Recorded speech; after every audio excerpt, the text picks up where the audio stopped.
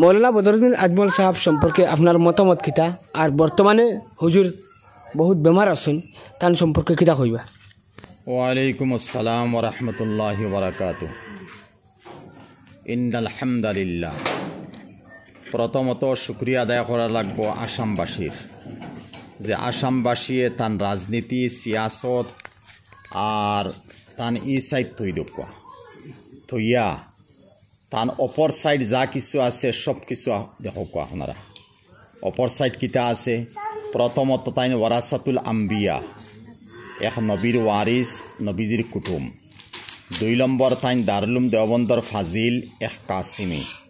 3 নম্বর দারুলুম দেওবন্দর মতো মদরসাত Assam north east থাকি কোনো মজলিসে সুরাত মেম্বার লইছিল না, প্রথম থানে লইছে।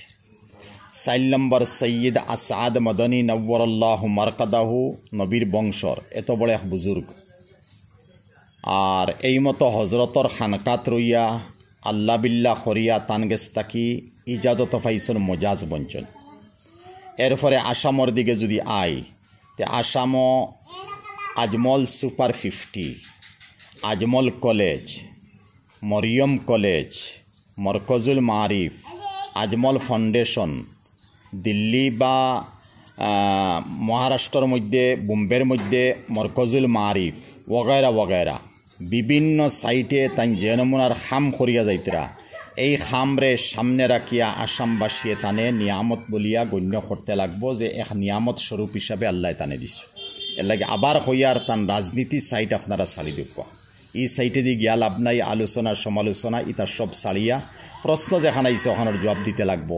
আর যেহেতু কোরআনে করিমের মধ্যে আইছে ওয়া আম্মা মান সাকুলাত মাওয়াজিনুহু ফাহুয়া ফি ঈশাতির রাদিয়া ওয়া আম্মা মান খাফফাত মাওয়াজিনুহু ফাউম্মুহু হাওিয়া, যার নেকির ফাল্লা বাড়ি হইব মুফাসসিরিনে কইতরা 51 হয়ে গেছে, মানে অন থেকে বাড়ি আরম্ভ। জান বদির ফাল্লা বাড়ি 51-2 হয়ে গেছে, তে 51-2 যদি বদির ফাল্লা হইছে জাহান্নমী আর নেকির ফাল্লা হইছে তে জন্নতি।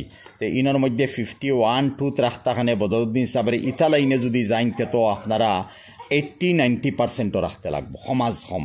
এই হিসাবে যদি যাই তে তান এই সাইডটা ছাড়িয়া বাকি সব সাইড লোকা।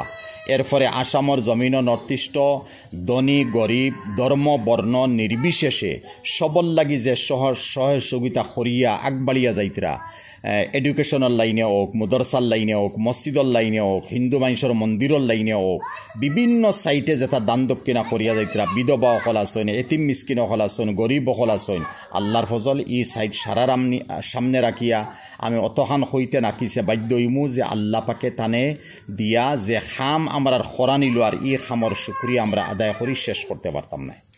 এর মাঝেদি আবার তান শরীর বড় খারাপ, যে খারাপ থাকার কারণে হয়তো মেরুদণ্ড নতুবা সমরের মধ্যে তান কিতা চুট পাইছেন, তাই হসপিটালের মধ্যে আসেন, যার কারণে বিভিন্ন সাইড থাকি দুয়ার আবদার করা হয়েছে।